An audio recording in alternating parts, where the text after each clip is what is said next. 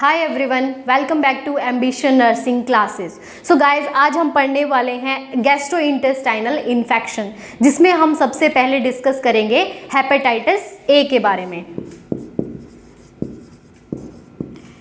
Hepatitis A एक intestinal infection है जो मेनली फीको ओरल रूट के थ्रू ये ट्रांसमिट होता है पर्सन टू पर्सन। और ये होता कैसे है? Due to the contamination of the hands. तो इसकी डेफिनेशन क्या रहेगी? It is the GI infection that occurs due to contaminated hands और फीको ओरल रूट। और यहाँ पे जो ट्रांसमिशन के जो व्हीकल होते हैं वो हो सकते हैं फ्रूट्स, वेजिटेबल्स, पानी हो सकता है। लाइक जो भी चीज़ आप खा रहे हो, अगर वो कंटामिनेटेड हैंड से अगर आप खाते हो तो वहाँ पे कहीं ना कहीं चांसेस रहते हैं हेपेटाइटिस ए होने के। सो फॉर एग्जांपल क्या क्या कंटामिनेटेड हो सकता है? Drinking water, vegetables, fruits etcetera. Next हम देखते हैं इसके क्या क्या साइन एंड सिम्टम आएंगे। सो जैसे कि मैंने आपको पहले बताया, ये मेनली कहाँ पे अटैक करता है? हमारे जीआई ट्रैक में, मतलब स्टमक में। आप सबको पता है जो हमारा जीआई ट्रैक है वो स्टार्ट होता है फ्रॉम द माउथ और एंड होता है एनस में। सो मेनली जो इन्फेक्शन है वो कहाँ पे जाएगा? स्टमक में जाएगा, और जिसके थ्रू हमें अलग अलग लक्षण दिखाई देंगे। सो क्या क्या चीज़ हो सकती है वहाँ पे? First of all abdominal pain. Abdominal pain क्योंकि क्या हो रहा है वहाँ पे? कोई भी बैक्टीरिया ग्रोथ कर रहा है। नेक्स्ट वन आता है nausea and vomiting. Nausea and vomiting. Nausea और वॉमिटिंग क्यों होगा? क्योंकि वहाँ पे क्या है, जो बैक्टीरिया है वो आपके जीआई ट्रैक को क्या कर देगा? डिस्टर्ब कर देगा। नेक्स्ट वन आता है, वहाँ पे हो सकता है डायरिया। डायरिया मतलब वाटरी स्टूल। 4 to 5 टाइम्स क्या रहेगा वहाँ पे? अगर वाटरी स्टूल आ रहा है तो उस कंडीशन को हम बोलते हैं diarrhoea.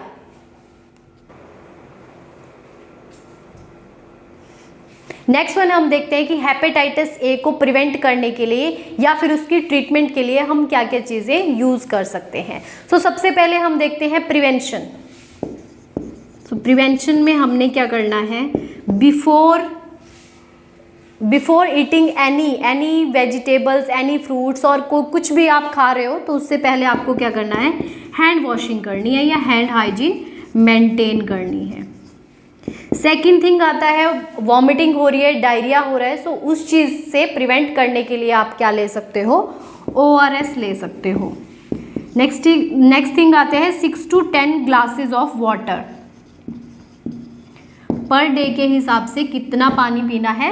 6 to 10 glasses of water, because वहाँ पे डिहाइड्रेशन हो सकती है। सो डिहाइड्रेशन को प्रिवेंट करने के लिए आपको ज़्यादा से ज़्यादा फ्लूइड्स लेने हैं, जिसमें आप ORS भी ले सकते हो या फिर ग्लूकोज ले सकते हो या फिर नॉर्मल ल्यूकवार्म वाटर भी ले सकते हो। नेक्स्ट थिंग आती है ट्रीटमेंट। सो ट्रीटमेंट में हम क्या करते हैं?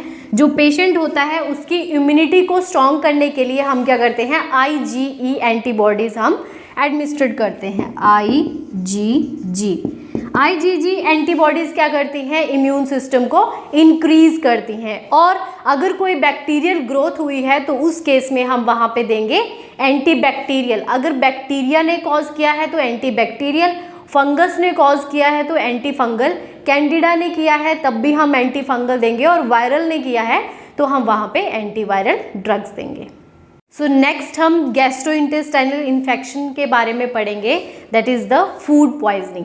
फूड पॉइजनिंग जो कि वेरी कॉमन देखी जाती है इंडियन पीपल में, और इसको हम और क्या बोल सकते हैं? Food borne illness. सो हम क्या पढ़ेंगे? फूड पॉइजनिंग, और हम इसको क्या बोल सकते हैं? Food borne illness. इसका क्या मतलब हुआ कि ऐसी डिजीज कंडीशन या ऐसे इन्फेक्शन जो हमें फूड के थ्रू हो रहे हैं, जो चीज़ें हम खा रहे हैं उनके थ्रू हमें क्या हो रहा है, इन्फेक्शन हो रहा है। Now comes on the causative organism. कौन कौन से कॉजिटिव ऑर्गेनिज्म है जिसकी वजह से फूड पॉइजनिंग मेनली देखने को मिलती है। सो उसके अंदर बैक्टीरिया हो सकता है, वायरस हो सकता है, पैरासाइट हो सकते हैं और कुछ टॉक्सिन्स भी हो सकते हैं। सो कॉजेज क्या रहेंगे इसके, viruses, bacteria, parasites and some toxins. Toxins आप बोल सकते हो और या फिर केमिकल्स भी बोल सकते हो।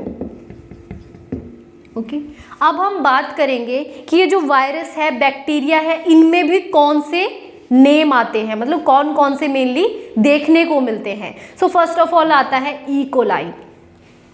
फर्स्ट ऑफ ऑल आता है ई कोलाई, जिसका फुल नेम है इश्चेरिया कोलाई। सो जो ई कोलाई है वो मोस्ट कॉमनली देखने को मिलता है फूड पॉइजनिंग में, और ये हॉस्पिटल एक्वायर्ड इन्फेक्शन भी है। अगर कोई पेशेंट हॉस्पिटल में एडमिट है और उसको विद इन 48 आवर्स कोई इन्फेक्शन हो रहा है, सो उसमें मोस्ट कॉमनली कॉज रहता है इश्चेरिया कोलाई, या फिर शॉर्ट फॉर्म में बोल सकते हो ई कोलाई। सेकेंड थिंग आता है वहाँ पे नोवो वायरस। अगर वायरस की हम बात करें तो वहाँ पे हो सकता है नोवो वायरस। बैक्टीरिया आपने देख लिया, वायरस देख लिया। थर्ड थिंग हम देख सकते हैं क्लॉस्ट्रीडियम। क्लॉस्ट्रीडियम भी इसका एक पॉजिटिव फैक्टर हो सकता है। Next one is the salmonella. Salmonella आपको पता होगा टाइफाइड का पॉजिटिव एजेंट है। सो वो भी कहीं ना कहीं क्या करता है, फूड पॉइजनिंग को इनिशिएट करता है, एनहांस करता है। नेक्स्ट वन आते हैं staphylococcus aureus. Fifth one is the staphylococcus aureus. So ये सारे क्या थे, फूड पॉइजनिंग के कॉजिटिव फैक्टर जो मेनली कॉज करते हैं फूड बॉर्न इलनेस। नेक्स्ट हम देखेंगे इसके इफेक्ट, हमारी बॉडी में क्या क्या सिम्टम्स इसमें देखने को मिलते हैं। सो नेक्स्ट वन हम देखते हैं sign and symptom. It means कि कंटामिनेटेड फूड खाने से क्या क्या हमें लक्षण दिखाई दे सकते हैं। सो फर्स्ट ऑफ ऑल वहाँ पे आता है वॉमिटिंग। सेकेंड थिंग, जैसे हमने हेपेटाइटिस ए में पढ़े सेम एज वैसे ही सिम्टम्स आएंगे, डायरिया, फीवर वहाँ पे हो सकता है। क्यों? क्योंकि जब भी हमारी बॉडी में कोई माइक्रो ऑर्गेनिज्म एंटर करता है सो हमारी बॉडी उसके लिए रिस्पॉन्स करती है, उससे फाइट करने की कोशिश करती है। सो उस केस में हमें क्या आता है, फीवर आता है। फीवर हो सकता है वहाँ पे, चिल्स हो सकता है, फटीग देखने को मिलेगी, डिहाइड्रेशन वहाँ पे देखने को मिल सकती है, एब्डोमिनल क्रैम्प्स। एब्डोमिनल क्रैम्प्स मतलब एब्डोमिनल पेन होगी। At the time of diarrhoea भी हो सकती है, at the time of vomiting भी हो सकती है, और आप बोल सकते हो कंटिन्यूसली वहाँ पे एब्डोमिनल पेन देखने को मिल सकती है। अब हम बात करते हैं कि ये जो फूड पॉइजनिंग है वो कितनी कॉमन है। Very common in the United State also और in the Indian people also, because इसके जो मेजर कॉजेज रहते हैं that is the dirty hand. It means जो बाहर का खाना है आपको नहीं है पता कि उसको कैसे बनाया जाता है, किन हाथों से बनाया जाता है। सो कहीं ना कहीं क्या होता है वहाँ पे फूड पॉइजनिंग का कॉज बन जाता है। अब हम बात करते हैं who is affected by the food poisoning. It means कौन से ऐसे एज ग्रुप हैं या कौन से ऐसे पेशेंट हैं जिनको मेनली फूड पॉइजनिंग होने के रिस्क रहते हैं। सो गाइज इसमें सबसे पहले आती हैं प्रेग्नेंट वीमेंस। प्रेग्नेंट वीमेंस क्यों? क्योंकि उनकी जो इम्यूनिटी है वो बहुत ज़्यादा वीक रहती है। सेकेंड थिंग आते हैं immuno compromise patient. Immuno compromise patient it means जिसको कोई ट्यूबरोक्लोसिस हो सकता है, किसी को कैंसर है, किसी को HIV है। सो उनका जो इम्यून सिस्टम है वो बहुत ज़्यादा वीक होता है। सो उनको कोई भी बैक्टीरिया आसानी से इन्वेड कर जाता है। नेक्स्ट थिंग आते हैं old age people more than 65 year of age. उनका भी क्या रहता है, same thing, immune system weak है, इसलिए कोई भी बैक्टीरिया आ रहा है सो उनसे वो फाइट नहीं कर पाते और जिसकी वजह से उनको ये सारे साइन एंड सिम्टम देखने को मिल सकते हैं। नेक्स्ट वन आते हैं यंग चिल्ड्रन। यंग चिल्ड्रन मतलब 5 इयर्स ऑफ एज ग्रुप के बच्चों को भी ये चीज़ देखने को मिल सकती है। सो जैसा कि हमने देखा कि कौन से एज ग्रुप इसमें रिस्क रहता है होने का फूड पॉइजनिंग। सो रिस्क किस किस को रहेगा, एज ग्रुप मोर देन 65 ईयर और आप बोल सकते हो लेस देन 5 ईयर। मोर देन 65 ईयर में ओल्ड एज आगे और लेस देन 5 ईयर्स में बच्चे आगे। सेकंड आती हैं प्रेग्नेंट वीमेंस। प्रेग्नेंट वीमेंस में देखने को मिल सकता है HIV एड्स या फिर कैंसर वाले पेशेंट में देखने को मिल सकता है। और last one is the immunocompromised patient. So ये सारे क्या हैं, रिस्क फैक्टर हैं, मतलब इन एज ग्रुप के पर्सन्स को, पेशेंट्स को देखने को मिल सकती है food poisoning due to the low immune system.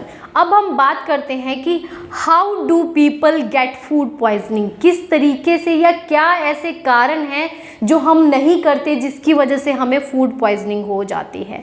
सो इसमें क्या है, contaminated occur when food, contaminated कब होगी, अगर फूड इज नॉट, अगर हमने उनको वॉश नहीं किया है तब कंटामिनेशन होगी। Second thing, handle in a sanitary way, it means हमने उनको अच्छे से हैंडल नहीं किया है, गंदे हाथों से हैंडल किया है, तब भी फूड पॉइजनिंग हो सकती है। Third thing, cooked to be a safe internal temperature, अगर हमने उनको अच्छे से कुक नहीं किया है तब भी क्या हो सकती है, food poisoning. And the last one is the refrigerate frozen promptly, ठीक है, इट मीन्स हमने क्या किया है, बहुत ज़्यादा फ्रोज़न कर लिया है फूड को और उसके बाद हम उसको खा रहे हैं, तो वो भी कहीं ना कहीं फूड पॉइजनिंग को इनिशिएट करता है। सो हमने इसमें क्या क्या चीज़ें देखी, अगर वॉश नहीं हुई है तब हो सकता है, अच्छे से कुक नहीं की है तब हो सकता है, नेक्स्ट वन रेफ्रिजरेट या फिर फ्रोज़न किया है तब हो सकता है। सो ये सारे कॉजेज हैं जिसकी वजह से जो फूड है, जो कंटामिनेटेड फूड है वो क्या कर देगा, फूड बॉर्न इलनेस को इनिशिएट करेगा। नेक्स्ट वन हम देखेंगे इसकी ट्रीटमेंट और डायग्नोसिस, कैसे डायग्नोस करेंगे।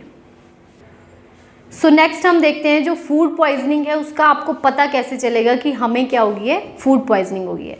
सो अगर आप हॉस्पिटल में हो तो ऑब्वियसली वहाँ पे स्टूल कल्चर होगा, ब्लड टेस्ट होंगे, USG होगा, USG एब्डोमेन होगा, क्योंकि हमने कॉज पता करना है, हुआ कैसे, हो सकते हैं अंदर कोई और स्वेलिंग हुई हो, कोई और इन्फ्लामेशन हुई हो स्टमक की लेयर्स में, उसके कारण वहाँ पे डायरिया वॉमिटिंग हो रहा हो, तो हमें एग्जैक्ट कॉज का पता करना है। सो डायग्नोसिस में आप यूज़ कर सकते हो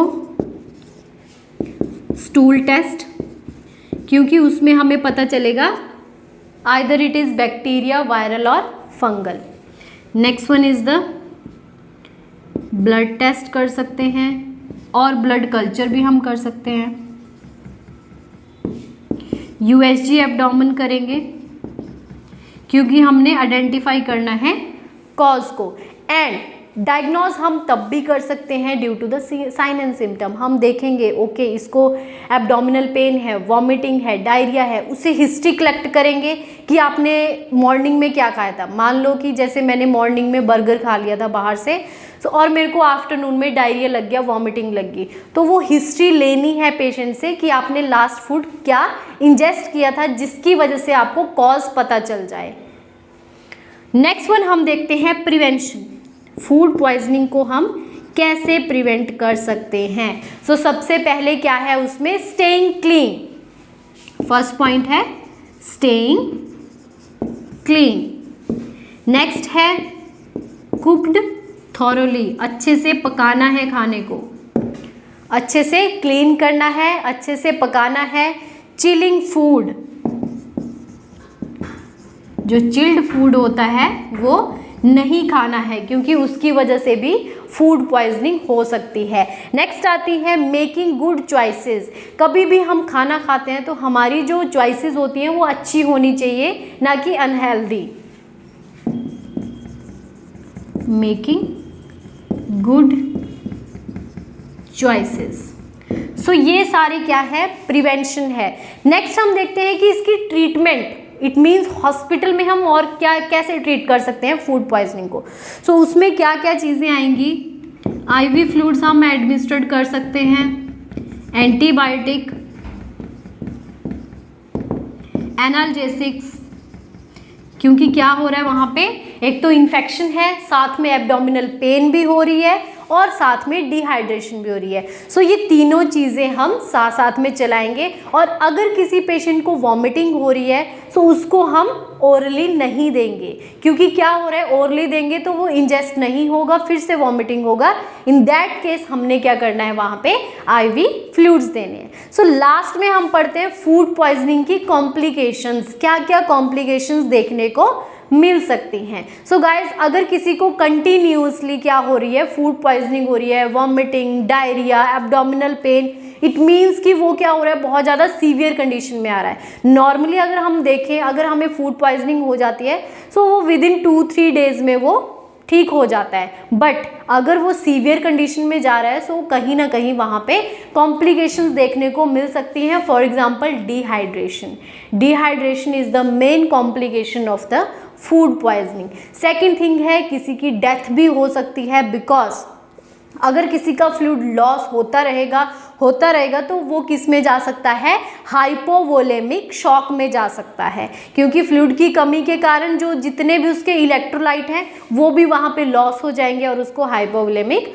शॉक आ जाएगा। नेक्स्ट थिंग हो सकती है अर्थराइटिस, इलेक्ट्रोलाइट लॉस होंगे तो बोन्स भी वीक होंगी, हार्ट अटैक आ सकता है, ब्रेन डैमेज हो सकता है। सो ये सारी क्या थी, complications of the food poisoning. हम देखेंगे थर्ड डिजीज कंडीशन या third infection of the GI tract, जिसका नाम है एमबीबीएसिस।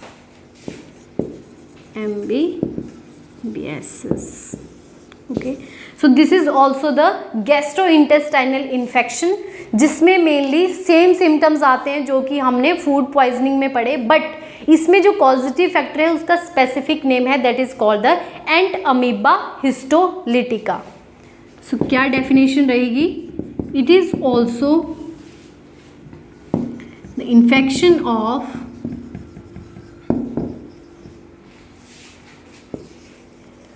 gastrointestinal tract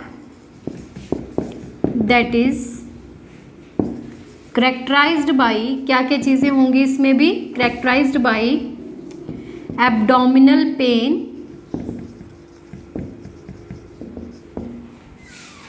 vomiting, diarrhea etc. सो ये सारी चीज़ें क्या है वहाँ पे देखने को मिलेगी। नेक्स्ट थिंग हम देखते हैं इसके कॉजेटिव ऑर्गेनिज्म। सो कॉजेटिव ऑर्गेनिज्म का मैंने आपको स्पेसिफिक नाम बताया। इसमें ऐसा नहीं है कि बैक्टीरिया भी कॉज करेगा, वायरस भी कॉज करेगा, पैरासाइट भी कॉज करेगा, प्रोटोजोआ भी कॉज करेगा। इसमें सिर्फ एक आता है, that is called the entamoeba histolytica.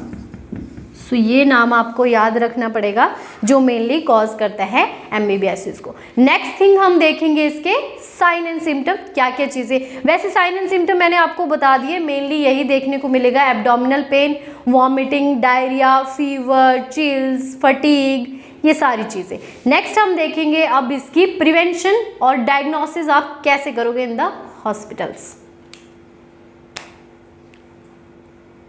चल बंद कर दे। सो नेक्स्ट हम देखते हैं इसके डायग्नोसिस और ट्रीटमेंट। सो इसके अगर डायग्नोस करने हैं सो सबसे पहले तो हम क्या कर सकते हैं, कोलोनोस्कोपी से हम सैंपल ले सकते हैं, biopsy sample, colonoscopy biopsy sample. Next thing, अगर हमने इम्यूनो ऐसे करने हैं वहाँ पे सो उसमें मेनली आता है एंटीबॉडी डिटेक्शन, इम्यूनो ऐसे एंटीबॉडीज डिटेक्शन। नेक्स्ट वन है वहाँ पे indirect haemagglutination, indirect haem agglutination,